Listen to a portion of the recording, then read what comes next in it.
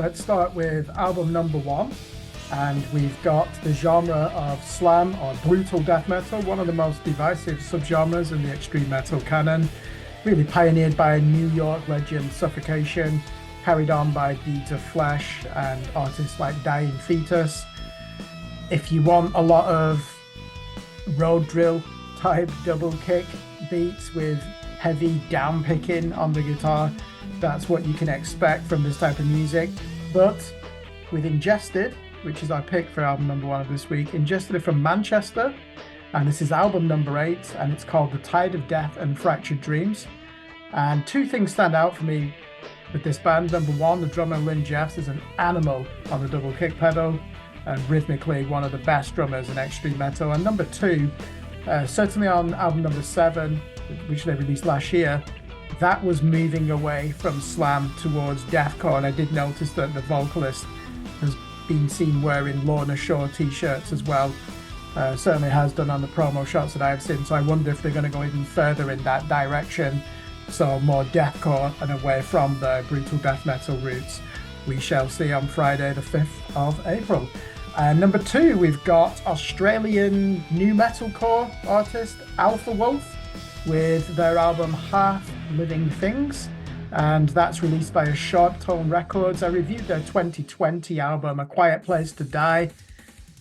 8-string guitars, essentially really heavy metalcore with a bit of gent in there, but none of the technicality. It's really just about hard-hitting, down-tuned riffs, really hardcore type vocals. Nothing really anthemic in there, although you find yourself raising your fist to every song. So I know that they're an influence on bands like Vexed, so been looking forward to that album. I don't know if I'm gonna like it. I was a bit tepid with the last record, but I'll certainly check it out.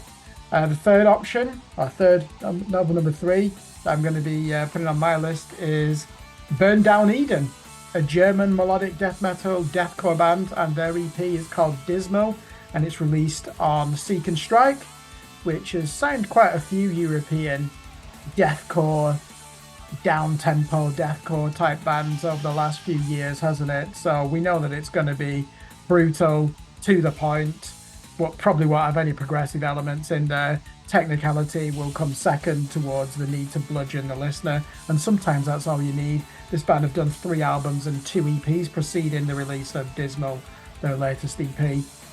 Let's see what they have in store for us. Number 4, Error. Great band in my opinion, prog metal, gent. So these are an American band, they're on UNFD as their record label. I really enjoyed their 2021 self-titled album. To me, that's already a modern classic of contemporary prog metal. The guitar player is fabulous, really expressive. They do with the twin vocals as well, but they actually do it quite well, you know, where you've got one doing the clean vocals and another one roaring down the microphone. Jesse Cash is the brains behind this band, and I'm a big fan of his work, so that's one that will be going to the top of my list. How often do you hear me now complaining how monotonous death metal is and how I've stopped listening to anything that's resembling the old school? Unless it's got hardcore in there or progressive and avant-garde elements, I'm just going to leave it alone. So I'm pleased to announce that the next album, number 5, is the Danish progressive death metal band Mother of All, with their sophomore effort Global Parasitic Leviathan. This is, I think it's a self-release, this one. I remember reviewing the debut album, The Age of the Solipsist, in 2021. I enjoyed that. This is the product, I think the main songwriter is the drummer, Martin Howman, I believe he's called. He does vocals and drums, and I think he's recruited a band for album number 2. So let's see what happens with additional personnel in there. I assume he's still writing all the music. And I know he used to drum for Mirko as well in the past, amongst other bands in the Danish metal underground. Mother of All, worth checking out. Number 6, and we're going to the Netherlands. The title of this just got my attention. So the band are called The Monolith Death Cult. Are you ready for this? The album title is The Demon Who Makes Trophies of Men. And they are an avant-garde death metal band. and that's released on Human Detonator Records. That just sounds fucking awesome.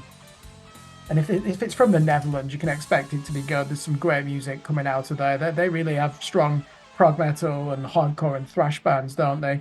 Of course, you've got that great band A.D.K as well, who we've interviewed for this channel in the past. But yeah, the monolith deathcore, avant-garde death metal, sign me up. I do still like death metal. I just like it to be spliced together with other elements so you can avoid that monotony. Next one, the Token black metal album. And this is album number 8 from Thurs, or Thurza, and it's called Core Entrance. Core spelt Charlie Alpha Whiskey. Sorry, that might just be my pronunciation, it's hard to understand. Psychedelic black metal from Norway, and it's released by Devoted Art Propaganda. Never listened to it. I know it's the product of multi-instrumentalist Christian Knapstad, and I think he released his first album under the Thurza name in the year 2000. So been going a long while. Album number 8. Let's give it a listen. It's black metal. I don't listen to that much of it these days, but I am occasionally surprised by some of the innovations I still hear in that genre.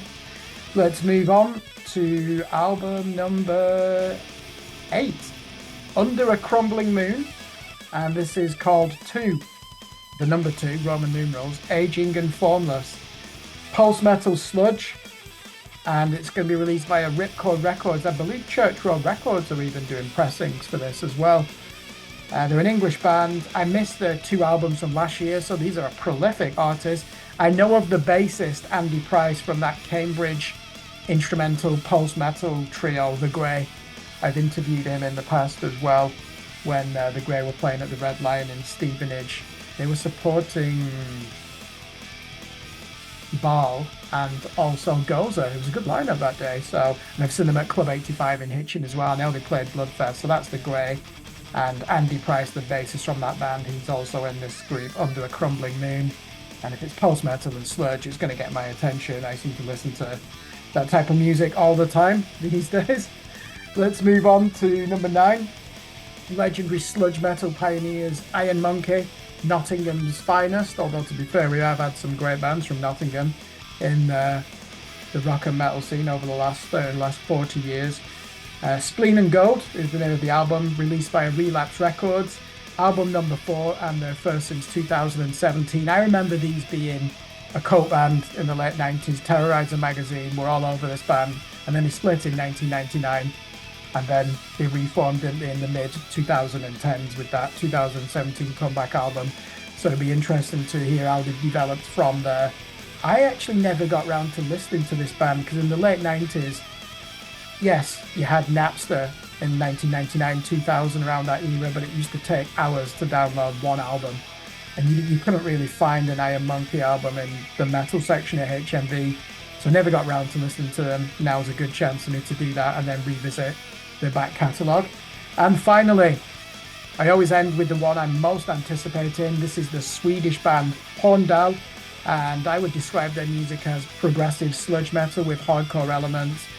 And album number 3 is called Head Hammerman, and this is a PM to a famous trade unionist in their village. So this band is named after the village where they're from, called Horndal. I loved their 2021 album, Lake Drinker. So this is a band that write albums, concept albums about their village and how it's evolved over the last 100 years. So the last album was about Google's plans to build a data center in their village. So Head Hammerman, I've seen images. I think the band have certainly changed their aesthetic. They're wearing headbands and look like old school heavy metalers from the early 80s. Prosthetic Records, they're still on that label. One of Sweden's finest bands, cult band as well, I would say. Probably get more attention outside of Sweden than they do in their own country. And yeah, I'm a big fan of this band, and I'll be looking to interview them for this channel as well. Great people. I've already done I think I did an email interview with them 3 years ago for Scream Blast Repeat, which was a superb piece. Really enjoyed writing that. So Horndal, Head Hammerman, released by Prosthetic Records. This is a band from Sweden. They fucking rock out. They've got a great sense of humour, and they write concept albums and have a gratuitous amount of guitar fuzz in their music, and it's crunchy as well. What fucking more do you want from a metal record?